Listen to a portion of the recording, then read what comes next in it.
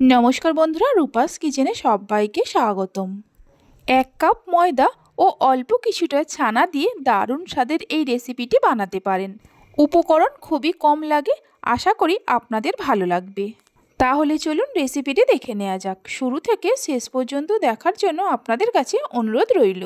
প্রথমে একটা বড় সাইজের বাটির মধ্যে নিয়ে নেব 1 কাপ ময়দা। আপনারা চাইলে আটা দিয়েও করতে পারেন। स्वाद मतो नुन दिए देव, हाफ टेबिल चामच चीनी देव, हाफ टेबिल चामच कालो जिरे दिए देव, 3 टेबिल चामच सादा तेल देव। तेलेर परिवर्ते आपनारा घिएर व्यवहार करते पारेन। सबकिछुके भालो करे मिशिए नेब। এই রেসিপিটিতে ময়ানটা একটু বেশি দিতে হবে। ময়ানটা ঠিকঠাক হয়েছে কিনা বোঝার জন্য এইভাবে মুঠো করে দেখে নেব। দেখুন মুঠোটা খুব সহজে হয়ে গেছে, মানে ময়ানটা ঠিকঠাক হয়েছে। অল্প অল্প করে জল দিয়ে মেখে একটা ডো তৈরি করে নেব। রুটি লুচি পরোটা করার জন্য যেমন ডো তৈরি করা হয় ঠিক সেই রকম ডোটা তৈরি করে নেওয়া হয়ে গেছে। এইভাবে 10 মিনিট রেখে দেব। এদিকে দুটো সেদ্ধ আলু নিয়েছি। একটা গ্রেটারের সাহায্যে আলু দুটোকে গ্রেট করে নেব। আপনারা চাইলে হাত দিয়েও মেখে নিতে পারেন।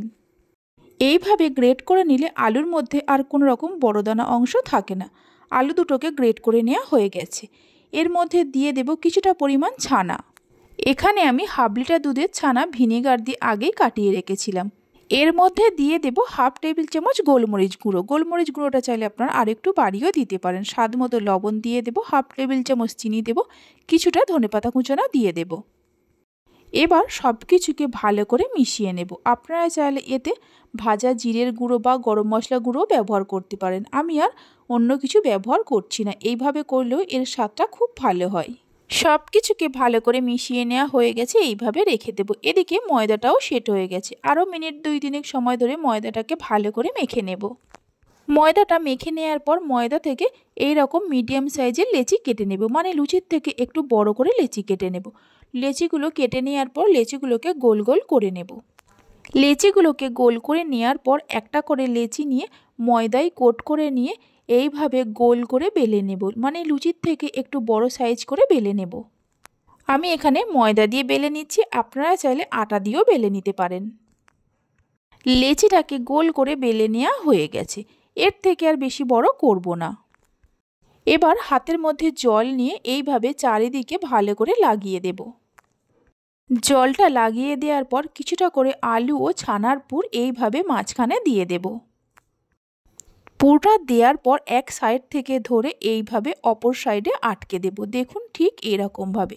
তারপর এইভাবে চেপে চেপে দেব। যেহেতু জল দেওয়া আছে তাই খুব সহজেই আটকে যাবে, ভাজার সময় আর খুলে যাবে না।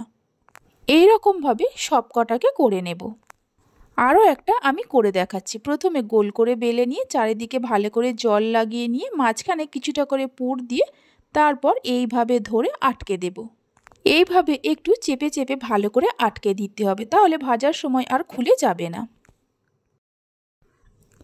এই রকমভাবে সব কটাকে করে নেওয়া হয়ে গেছে। এইভাবে রেখে দেব। এদিকে একটা কড়াতে বেশ কিছুটা সাদা তেল গরম করতে বসিয়ে দিয়েছিলাম। তেল হালকা গরম হলে তেলের মধ্যে অল্প অল্প করে এইভাবে দিয়ে দেব।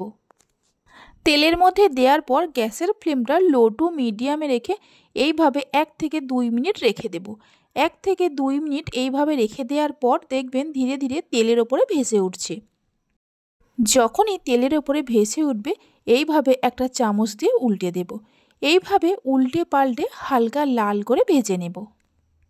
গ্যাসের ফ্লেমটা লো টু মিডিয়ামে রেখে একটু টাইম নিয়ে উল্টে পাল্টে ভেজে নিতে হবে। হাই ফ্লেমে কখনোই ভাজবেন না, তাহলে ওপরটা হয়ে যাবে আর ভেতরটা কাঁচা থেকে যাবে। দু সাইড উল্টে পাল্টে হালকা লাল করে ভেজে নেওয়া হয়ে গেছে। দেখুন ঠিক এই রকম। এর থেকে আর বেশি লাল করব না। ভালো করে তেল ঝরিয়ে নিয়ে একটা প্লেটের মধ্যে তুলে রাখব। এইভাবে একবার অল্প কিছু উপকরণ দিয়ে রেসিপিটি বাড়িতে বানিয়ে দেখতে পারেন, খেতে খুবই ভালো লাগে। বাকিগুলো ওই একই রকমভাবে ভেজে নেব। সবগুলোকে ভেজে নেওয়া হয়ে গেছে। দেখুন কত সুন্দর হয়েছে। আওয়াজ শুনে নিশ্চয়ই বুঝতেই পারছেন কতটা মুচমুচে হয়েছে। এবার এটাকে আমি ভেঙেও দেখাচ্ছি। দেখুন আজকে আমার এই রেসিপিটি যদি আপনাদের ভালো লেগে থাকে অবশ্যই একটা লাইক করবেন আর আমাকে কমেন্ট করে জানাবেন। ভালো লাগলে চ্যানেলটি সাবস্ক্রাইব করে পাশে থাকা বেল আইকনটি প্রেস করবেন। আপনারা সবাই ভালো থাকবেন, সুস্থ থাকবেন। ধন্যবাদ।